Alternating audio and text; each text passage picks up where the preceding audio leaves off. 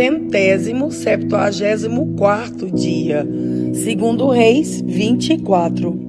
Durante o reinado de Jeoaquim, o rei de Nabucodonosor, da Babilônia, invadiu Judá e durante 3 anos Jeoaquim foi dominado por ele, mas depois se revoltou. Para destruir Judá, o Senhor Deus fez conforme tinha dito pelos seus servos, os profetas, isto é, ele mandou contra Jeoaquim bandos armados de babilônios, sírios, moabitas e amonitas. Isso aconteceu com Judá por ordem do Senhor para expulsar o povo de Judá da sua presença, por causa de todos os pecados que o rei Manassés havia cometido, e principalmente por causa de todas as pessoas inocentes que ele havia matado. O Senhor não quis perdoar Manassés por esse pecado. Tudo o que Jeoaquim fez está escrito na história dos reis de Judá. Jeoaquim morreu e o seu filho Joaquim ficou no lugar dele como rei. O rei do Egito nunca mais saiu da sua terra com seu exército, pois o rei da Babilônia havia conquistado todas as terras que tinham sido do Egito, desde o rio Eufrates até a fronteira norte do Egito.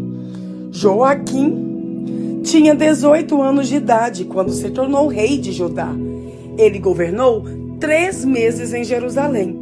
A mãe dele se chamava Neusta e era filha de Eunatã, de Jerusalém. Seguindo o exemplo do seu pai, Joaquim fez coisas erradas que não agradam a Deus, o Senhor. Foi durante o reinado de Joaquim que o exército da Babilônia, comandado pelos oficiais do rei Nabucodonosor, marchou contra Jerusalém e cercou a cidade. Enquanto a cidade estava cercada, o próprio rei Nabucodonosor foi até lá. E o rei Joaquim, a sua mãe, os seus filhos, os seus oficiais e os funcionários do palácio se entregaram aos babilônios. No 8º ano do reinado de Nabucodonosor, ele levou Joaquim como prisioneiro. Também levou para a Babilônia todos os tesouros do templo e do palácio. Conforme o Senhor tinha dito, Nabucodonosor quebrou todos os objetos de ouro que o rei Salomão tinha feito para serem usados no templo. Nabucodonosor levou como prisioneiros toda a gente de Jerusalém, todos os príncipes e todos os cidadãos mais importantes, 10.000 pessoas ao todo. Levou também todos os artesãos, incluindo os ferreiros. Ficaram em Judá somente as pessoas mais pobres. Nabucodonosor levou Joaquim para a Babilônia como prisioneiro, junto com a mãe dele, as suas esposas, os seus oficiais e as pessoas mais importantes de Judá. Nabucodonosor mandou todos os homens importantes para a Babilônia, 7.000 ao todo, e 1.000 artesãos, incluindo os ferreiros, todos eles treinados para lutar na guerra. Nabucodonosor colocou Matanias, o tio de Joaquim, como rei de Judá e mudou o nome dele para Zedequias. Zedequias tinha 21 anos de idade quando se tornou rei de Judá. Ele governou 11 anos em Jerusalém. A mãe dele se chamava Segundo Reis 25.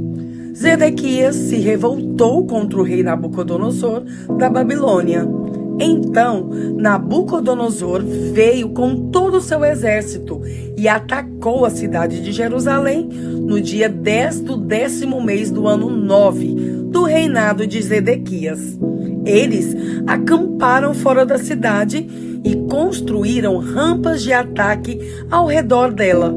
Ficaram cercando a cidade até o ano 11 do reinado de Zedequias. No dia 9 do 4º mês do mesmo ano, quando a cidade estava apertada pela fome e não havia comida para o povo, os babilônios conseguiram abrir uma brecha na muralha da cidade. Embora eles estivessem em volta da cidade, todos os soldados israelitas fugiram durante a noite. Eles saíram pelo caminho do jardim do rei, foram pelo portão que ligava as duas muralhas e fugiram na direção do vale do Jordão.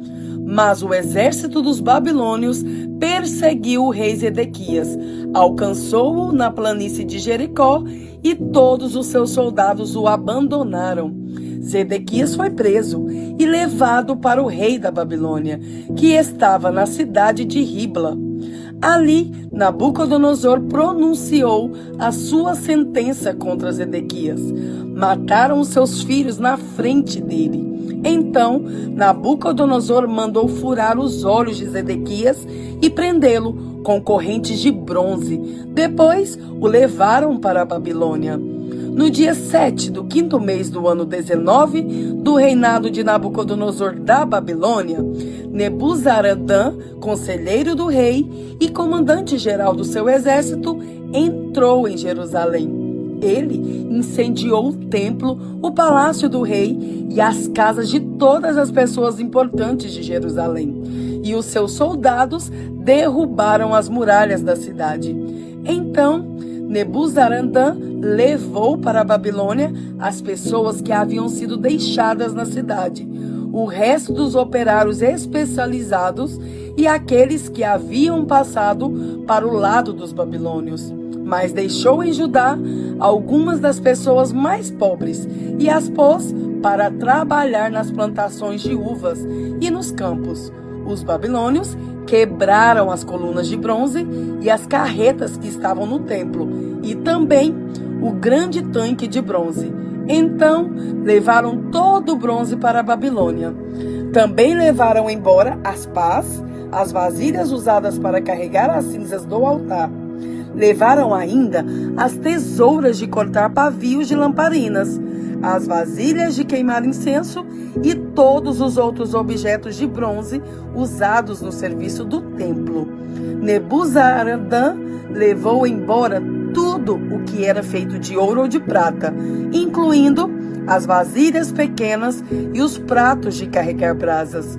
Não foi possível calcular o peso dos objetos de bronze que o rei Salomão havia feito para o templo, isto é, as duas colunas, as carretas e o grande tanque, pois eram pesados demais. As duas colunas eram iguais e cada uma tinha 8 metros de altura, com um remate de bronze no alto, que media 1,30 m de altura. Em toda a volta do remate havia um enfeite rendilhado e com romãs de bronze. Nebuzaradã, o comandante-geral do exército babilônio, também levou como prisioneiros Seraías, o grande sacerdote, e Sofonias, o segundo sacerdote, e os 3 outros oficiais de importância do templo.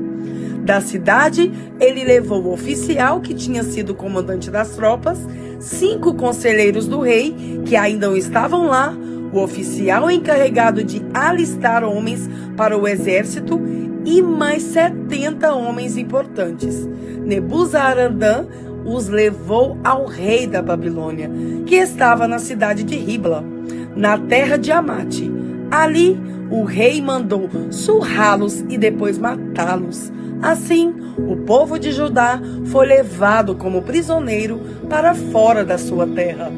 O rei Nabucodonosor da Babilônia colocou Gedalias, filho de Aicã e neto de Safã, como governador de Judá, e o encarregou de todos aqueles que não haviam sido levados para a Babilônia. Os oficiais e os soldados israelitas que não se haviam entregado souberam disso e foram se encontrar com Gedalias em Mispa. Esses oficiais eram Ismael, filho de Netanias, Joanã, filho de Careá, Seraías, filho de Tanumete, da cidade de Netofa, e Jazanias, de Macá. Gedalias disse a eles: eu dou a minha palavra que vocês não precisam ter medo dos oficiais babilônios. Fiquem morando nessa terra, trabalhem para o rei da Babilônia, e tudo correrá bem para vocês. Porém, no 7º mês daquele ano, Ismael, filho de Netanias e neto de Elisama, que era da família do rei, foi até Mispa com 10 homens, atacou Gedalias e o matou. Também matou os israelitas e babilônios que estavam ali com ele. Então, todos os israelitas, tanto os mais importantes como os mais humildes, junto com os oficiais do exército, saíram e foram para o Egito, pois estavam com medo dos babilônios. No ano em que Evil-Merodach se tornou rei da Babilônia, ele foi bondoso com o rei Joaquim de Judá e o libertou da prisão. Isso aconteceu 37 anos, 11 meses e 27 dias depois que Joaquim havia sido levado como prisioneiro.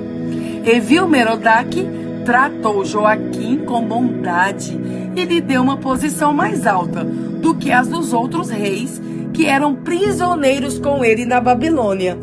E assim deixaram que Joaquim tirasse as suas roupas de prisioneiro e vestisse as suas próprias roupas, e comesse junto com o rei pelo resto da sua vida.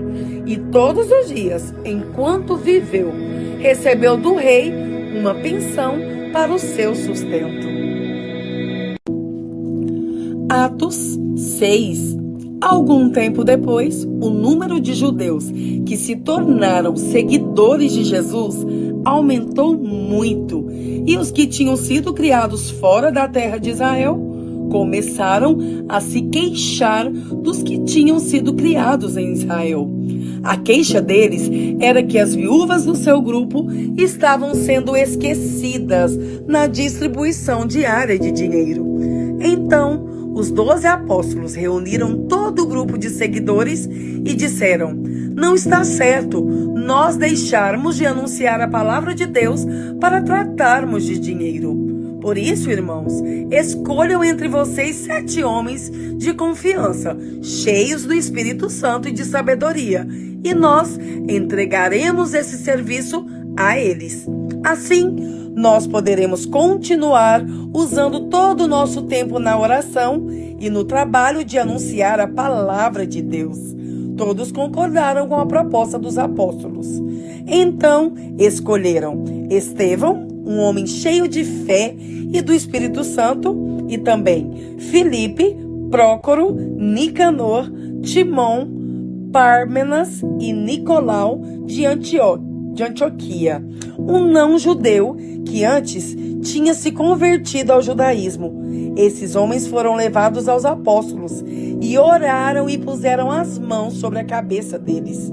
A palavra de Deus continuava a se espalhar. Em Jerusalém, o número dos seguidores de Jesus crescia cada vez mais. E era grande o número de sacerdotes judeus que aceitavam a fé cristã.